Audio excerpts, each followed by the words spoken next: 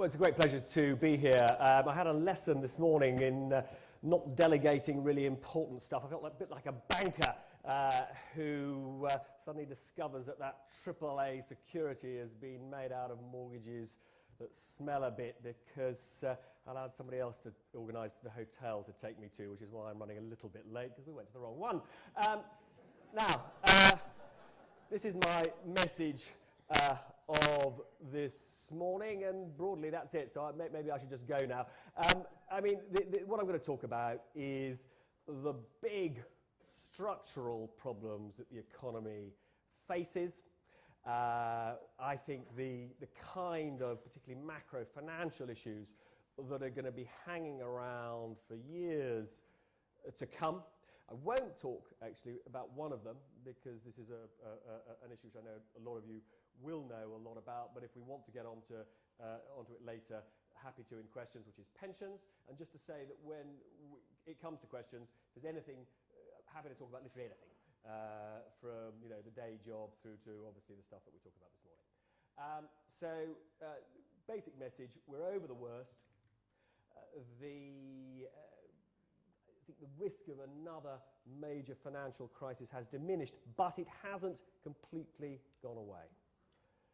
So I'm going to start, I suppose, with what I regard as one of the best examples of the mess that we got into. August 2007 was when the credit crunch, the financial crisis began. A whole series of markets closed down. In particular, the markets for what are known as asset-backed securities, so the ability of banks and other financial institutions to fund themselves by selling mortgages and other kinds of assets, financial assets, to a whole range of investors, disappeared at a stroke, August the 9th. I remember incredibly well that moment on August the 9th when I got an email through on my BlackBerry from a big French bank called BNP Paribas. It was a press release which said that in 2 or 3 of its funds, they were closing 2 or 3 of its funds because they were no longer capable of putting a value on the main component of these funds, the now infamous collateralized debt obligations. It was an extraordinary thing for a big bank to say. It was a sort of emperor's clothes new moment. Now, a few days after these markets closed, a very bright chap from the bank we regard now as I think is the home of the bonus, Goldman Sachs, he gave a quote to the Financial Times about the significance of these events, the closure of these markets. And what he said was that on the model they used to measure the risk of various outcomes, he said that what had occurred, closure of these markets, was the equivalent of 25 standard deviation moves several days in a row. Now, some of you may grasp, because I'm sure there are a few people here with deep financial knowledge, the significance of that statement. It actually was a little bit later when a rather clever chap called Andy Haldane, who's in charge of what's, I suppose slightly laughingly known as financial stability at the Bank of England, did a calculation that I suppose I got my best insight into it. He did a calculation and he proved that 25 sigma events, 25 standard deviation move, would be expected to occur, and I've got to read this very carefully, to occur once every 6 times 10 to the power of 124 lives of the universe, right? And that's for it to happen on one day, right? Now, this event happened for several days, and he then says, and he goes on to say, that when he tried to calculate the probability of an event of this sort happening, well, his computer consumed so much power that the lights of London visibly dimmed.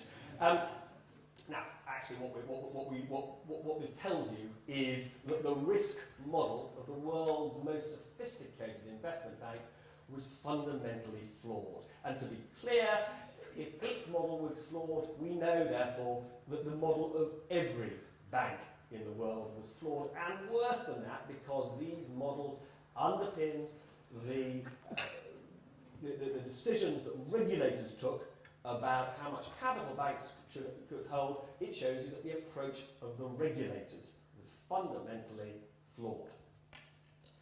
So, the we get into that mess, combination of these flawed models, but also, and it seems extraordinary now, doesn't it? We had for a period never had it so good. Period from 1992 to 2007, I mean, this was a golden age. And we would be ill-advised to forget that. It was a period of falling and then low interest rates, low inflation, unbroken economic growth. There wasn't a single quarter between 92 and 2007 in this country of negative growth, of a contraction of the economy, something that had never happened since the 19th century. We're not actually sure whether it did happen in the 19th century, but it certainly didn't happen in the 20th century. And of course, we got complacent, we got lazy, we took it for granted. It's human nature. It's what Keynes calls animal spirits. When the good times are rolling, we find it extremely difficult, all of us, to prepare for imminent disaster. And of course, this was it doesn't just affect individuals, it affects institutions, it affects regulators, it affects banks. Everybody ran their lives and their businesses on the basis that, as Gordon Brown notoriously said, we come to the end of boom and bust. Quite a lot of people, I suppose, slightly made fun of him from using this phrase at the time, but more or less everybody thought that he was right. And you can see this in a ludicrous way that they and we all behave. And coupled to that, of course, was the impact of rising asset prices, which persuaded households in the form of those rising house prices that they were wealthier than they were in reality, and therefore we had this remarkable drop in the savings ratio to basically nil in the year or two before the crash happened, and of course banks themselves, on the back of these inflated and unsustainable asset prices, persuaded themselves that they were much stronger than they really were. I think there are three interconnected phenomena that we also have to look at here. One is something I've already referred to, which is the importance of securitization, the parceling up of mortgages and other assets into securities for sale to investors. The risk model that I've talked to you about already, the one that we referred to in the case of Goldman Sachs, the value at risk model, which became the norm, invented by JP Morgan in the mid-80s, and then the Basel rules for how much capital that banks have to have. Now, these three phenomena, securitization, value at risk models, Basel, came together in an absolutely lethal way. And I will explain very quickly and simply how that was. What happened, which is extraordinary in retrospect, is that banks parcelled up mortgages, many of them very poor quality mortgages, as we know, subprime mortgages, turned them into securities. They were then allowed to hold them as securities on their trading book. They then valued them on their trading book on the basis of these VAR models, these value at risk models, which allocated capital on the basis of fluctuations in their likely price rather than the innate riskiness of the underlying assets. And so broadly speaking, you had an asset, a mortgage, or a corporate loan in some cases, that if it was held on the main banking book, you had to hold quite a lot of capital against it to cover the risk of it going bad. You shoved it to the trading book. In practice, the amount of capital you had to hold was tiny.